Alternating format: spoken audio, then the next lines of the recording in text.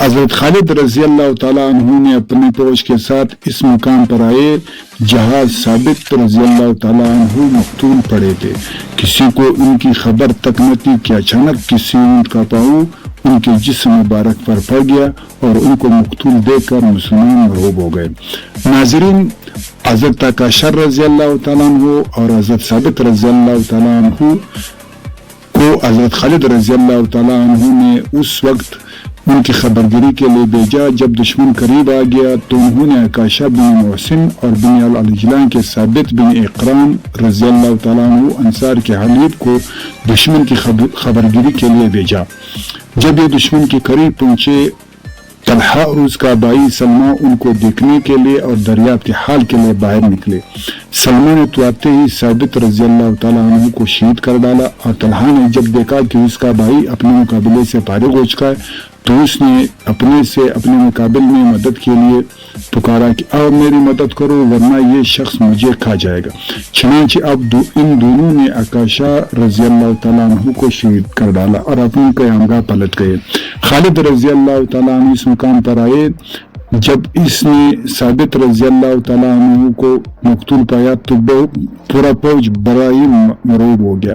اب پھر جو غور سے دیکھا کہ عکاشہ رضی اللہ تعالیٰ عنہ بن محسن بھی مقتول پڑے، اس سے وہ اور بھی مرعوب ہوئے اور کہنے لگی کہ مسلمانوں کے دو بڑے سردار اور بہادر امیر مارے گئے۔ یہ حالت دیکھ کر اس وقت خالد طے کے پاس پلٹ آئے۔ ہشام رضی اللہ تعالیٰ عنہ کہتے ہیں کہ خود عدی بن حاتم سے مروی کہ میں نے خالد رضی اللہ تعالیٰ عنہ کو حکم بھیجا کہ تم میرے پاس آ کر چند روز قیام کرو، میں طے کے تمام قبائل کے پاس آدمی بھیجتا ہوں اور جو مسلمان اس وقت تمہارے ساتھ ہے ان سے کہیں زیادہ فوج تمہارے پاس جمع کیے دیتا ہوں اور پھر میں خود تمہارے دشمن کے مقابلے میں تمہارے ساتھ چلوں گا۔ حضرت خالد بن ولید رضی اللہ تعالیٰ عنہ لشکر سمیت قبلہ طے میں قیام کر گئے۔ ایک اور روایت ایک انصاری سے مروی ہے کہ ثابت اور عکاشہ رضی اللہ تعالیٰ عنہ کے شہید ہونے کے بعد جب خالد نے دیکھا کہ ان کی فوج والوں پر اس واقعے کا بہت برا اثر پڑا ہے، انہوں نے کہا اگر تم چاہو تو میں تم کو عرب کے ایک ایسے بڑے قبیلے کے پاس لے چلتا ہوں جن کی تعداد، شہرت اور وقار ہم سے زیادہ ہے اور ان کا ایک شخص بھی مرتد نہیں ہوا ہے۔ مسلمانوں نے خالد رضی اللہ تعالیٰ عنہ سے پوچھا اس سے کون سا قبیلہ مراد ہے؟ اگر ایسا ہے تو اس سے بہتر اور کیا بات ہو سکتی ہے؟ خالد رضی اللہ تعالیٰ عنہ نے کہا قبیلہ طے۔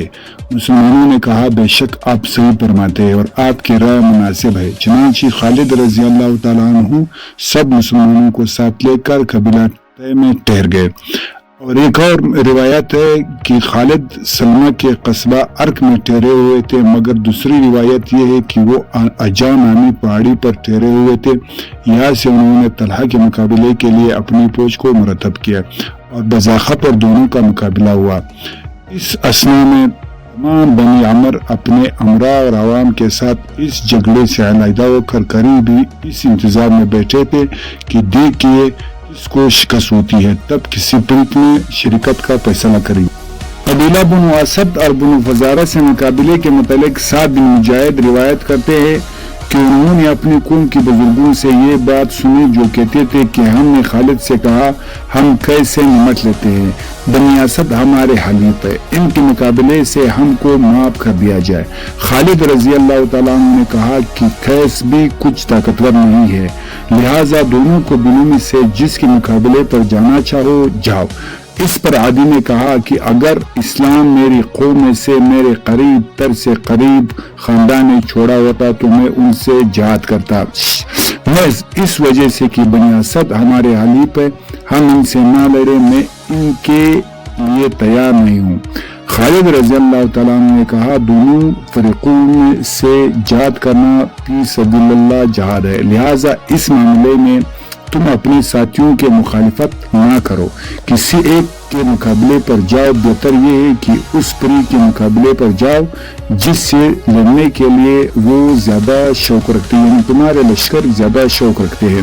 کہ خالد رضی اللہ تعالیٰ عنہ کے آنے سے پہلے بنی اسد اور بنی فزارہ کے لشکر طے کے مقابلے میں آتے اور محض آمنا سامنا ہونے کے بعد بغیر لڑے واپس ہو جاتے اور کہتے کہ ہم ہرگز کبھی ابو الفضل یعنی ابو بکر صدیق رضی اللہ تعالیٰ عنہ کی بیعت نہیں کریں گے۔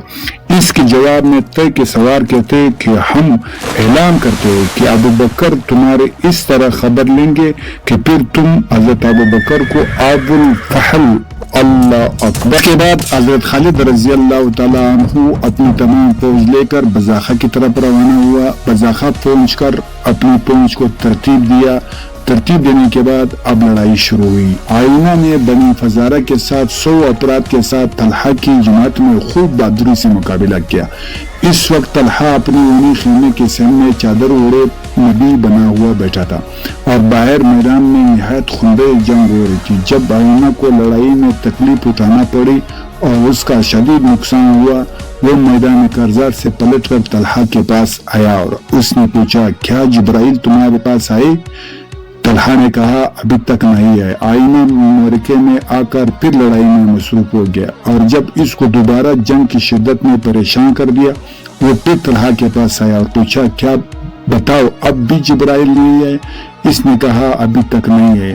آئینہ نے کہا، اب کب آئیں گے؟ ہمارا تو کام تمام ہوا۔ یہ کہہ کر وہ پھر میدان جنگ میں پلٹ کر لڑنے لگا اور اب جب اسے ناکامی ہوئی تو طلحہ کے پاس آیا اور پوچھا، اب بھی جبرائیل نہیں آئے؟ اس نے کہا، ہاں آئے ہیں۔ آئینہ نے پوچھا، انہوں نے کیا بات بتائی؟ طلحہ نے کہا، انہوں نے مجھ سے کہا ہے کہ یہ لڑائی تمہارے لیے اس طرح چکی کا پھال ثابت ہوگی جیسے آئینہ کے لیے، اور یہ ایک ایسا واقعہ ہوگا جو کبھی فراموش نہیں کیا جائے گا۔ آئینہ نے اپنے دل میں کہا، واقعی معلوم ہوتا ہے کہ یہ جنگ ایک ناقابل فراموش واقعہ بات ہوگی۔ اے بنی فزارہ، ایسا ہی معلوم ہوتا ہے، اب یہاں سے بھاگو، بخدا طلحہ کذاب ہے۔ تمام بنی فزارہ اپنے امیر کے حکم پر لڑائی سے کنارہ کش ہو گئے۔ اس کے جاتے ہی لڑائی کا رنگ بدل گیا۔ تمام مرتدین باغے طلحہ کے پاس آئے اور پوچھنے لگے، کیا حکم ہے؟ اس سے پہلے ہی اس نے اپنے اور اپنی بیوی نوار کے لیے 2 گھوڑے سفر کے لیے ساز سامان کے ساتھ تیار رکھے تھے۔ جب اس کے مفرور فوج نے اسے آ کر گھیرا اور پوچھا کہ اب کیا حکم ہے، وہ لپک کر اپنے گھوڑے پر سوار ہوا۔ دوسرے پر اس نے اپنی بیوی کو سوار کیا، اس سے لے کر بھاگا۔ اپنے ساتھیوں سے بھی اس نے کہا کہ جو میری طرف بھاگ کر جان بچا سکتا ہے وہ بھاگ جائے۔ طلحہ نے غوثیہ کے راہ اختیار کی، وہاں سے شام چلا گیا۔ اس کی جماعت بالکل پراگندہ ہو گئی، بہت سے مارے گئے۔ ناظرین، بنو عامر اپنے خاص و عام افراد کے ساتھ قریب بیٹھے ہوئے تھے، اس جنگ کے نتیجے کا انتظار کر رہے تھے، اور ان قبائل سلیم اور حوازن کا بھی یہی حال تھا کہ اللہ نے بنی فزارہ اور طلحہ کو بری طرح شکست دی اور برباد کر دیا۔ تو پھر دوسرے قبائل خود آئے اور کہنے لگے کہ جس دین کو ہم نے چھوڑا تھا ہم پھر اس میں داخل ہوتے ہیں، ہم اللہ اور اس کے رسول صلی اللہ علیہ وآلہ وسلم پر ایمان لاتے ہیں اور اپنے مال و جان کے متعلق اللہ اور اس کے رسول صلی اللہ علیہ وآلہ وسلم کے فیصلے کو تسلیم۔ ناظرین، تاریخ تبری کے جلد 2 سوم کے مطابق مرتدین نے اپنی بات منوانے کے لیے حضرت ابوبکر رضی اللہ تعالیٰ عنہ کے ساتھ ناکام مذاکرات و کوششیں بھی بہت کی۔